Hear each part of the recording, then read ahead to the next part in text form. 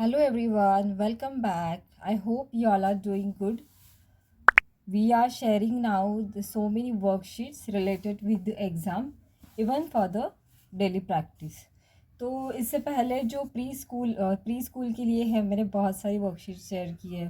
फिर first second third standard के लिए ग्रामर से रिलेटेड और बहुत सारे ऐसे टॉपिक्स जो ग्रामर से रिलेटेड है, ईवीएस से रिलेटेड है, उसके बारे में भी मैंने वर्कशीट जो है शेयर की है।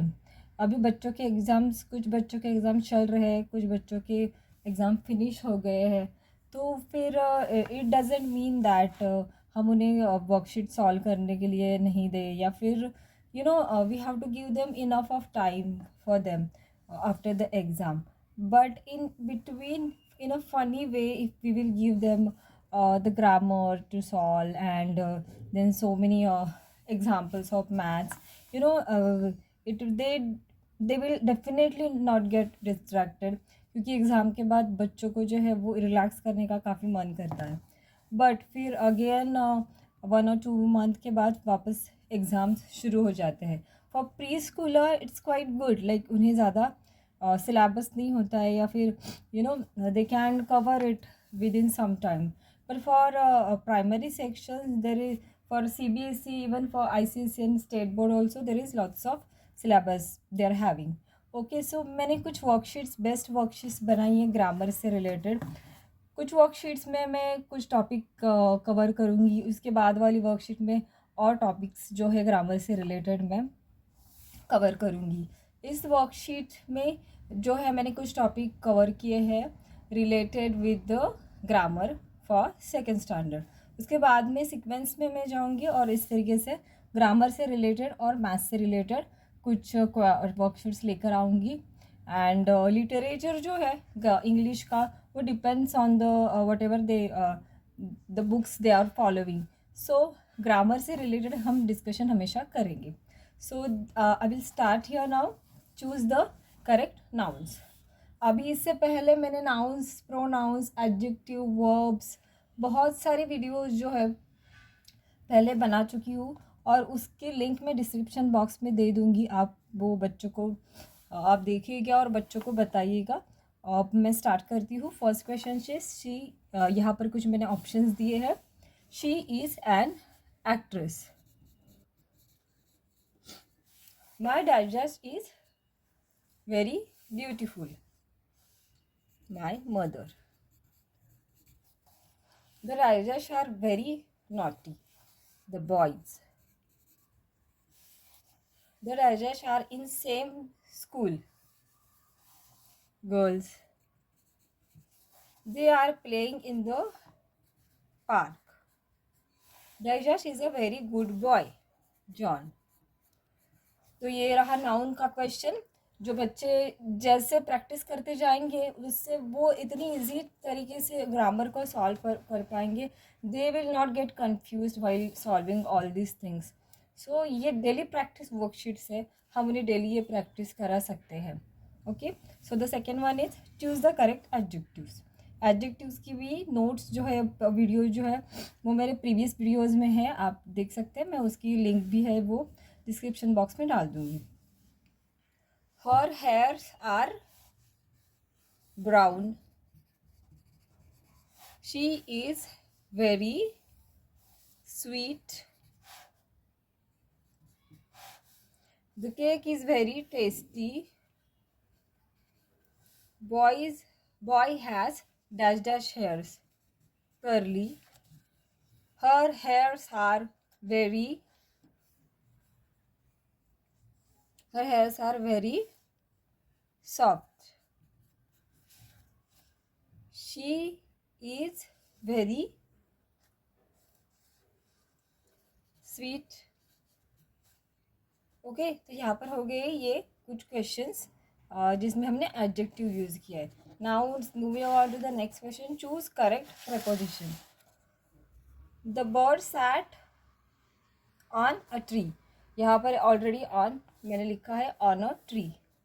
We will come after school. The gym opens at noon. John dash dash pick up Priya. John went to pick up Riya. We are dash dash a mall. We are in a mall. This is dash dash. You my friend. This is for you my friend. This is for you my friend. Okay, so the next one is choose the correct verb. Work की भी video जो है मैंने previous video में है, वो मैं description box में दे दूंगी, आप देख सकते हैं और बच्चों को समझा सकते हैं.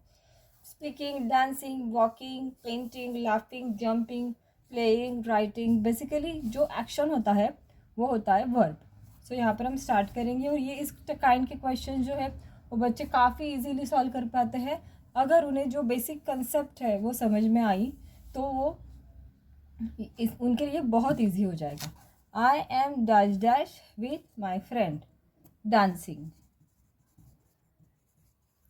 I am dash dash with my mother walking. I am dash dash with my friends speaking. I can play dash dash on the ground. I can play jumping. She is dash dash. She is writing. She is dash dash very much laughing. John is dash dash with Riya playing.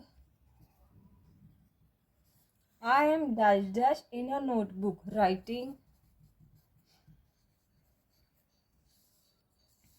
यहाँ पर हम painting भी लिख सकते हैं. She is painting. Okay, सो ये हुआ हमारा 4th क्वेश्चन.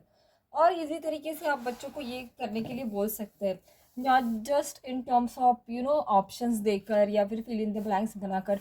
आप उन्हें बोल सकते हैं कि आप खुद सेंटेंसेस बनाओ नाउन से रिलेटेड या फिर वर्ब से रिलेटेड, तो आपको ऑप्शंस देने की भी ज़रूरत नहीं है. तो इस तरीके से भी मैं सेंटेंस लाऊंगी जिसमें ऑलरेडी मैं सेंटेंस बना दूंगी और वहाँ पर कोई ऑप्शंस में नहीं दूंगी. मतलब सिर्फ मैं अंडरलाइन करूंगी या फिर बच्चों को अंडरलाइन करने के लिए आप बोलिएगा, मैं उसी टाइप के क्वेश्चन दे दूंगी. तो क्या होगा, बच्चे खुद इस टाइप के सेंटेंसेस बना सकते हैं. इस टाइप के क्वेश्चंस जो है वो एग्ज़ाम में आते हैं, राइट. तो एग्ज़ाम में ऑप्शंस आते हैं, ऑप्शंस को चूज़ करके उन्हें आंसर लिखने पड़ते हैं. बट अगर वो खुद ही सेंटेंसेस बना पाए नाउन से रिलेटेड, देन प्रीपोजिशन से रिलेटेड, वर्ब, एडजेक्टिव्स, एडवर्ब इससे रिलेटेड, तो ये चांस काफ़ी होता है कि उन्हें वो टॉपिक बहुत अच्छी तरीके से समझ में आ चुका है. क्योंकि जब ऑप्शन सामने होते हैं so it's very easy to pick that option if they understand the basic concept. But अगर वो सेंटेंस ही अच्छे से लिख पाए, अगर हम उन्हें बोले नाउन का एक सेंटेंस लिख के बताओ या फिर प्रपोजिशन का एक सेंटेंस मुझे बोल के बताओ या फिर लिख के बताओ, वर्ब से रिलेटेड जो भी है, ओके, तो उनको जो है जो बेसिक कंसेप्ट से भी ज़्यादा एडवांस ये सब कुछ समझ में आएगा. तो उस तरीके से भी मैं कुछ क्वेश्चंस दूंगी. पहले मैं 1st, 2nd, 3rd के लिए जो बेस्ट ग्रामर वर्कशीट्स है वो आपको दूंगी. आप बच्चों को वो ज़रूर दीजिएगा सॉल्व करने के लिए. And if you really like this worksheet so please subscribe our channel Kids Learning Corner and keep watching our videos. Thank you so much everyone for watching this video. Bye and take care.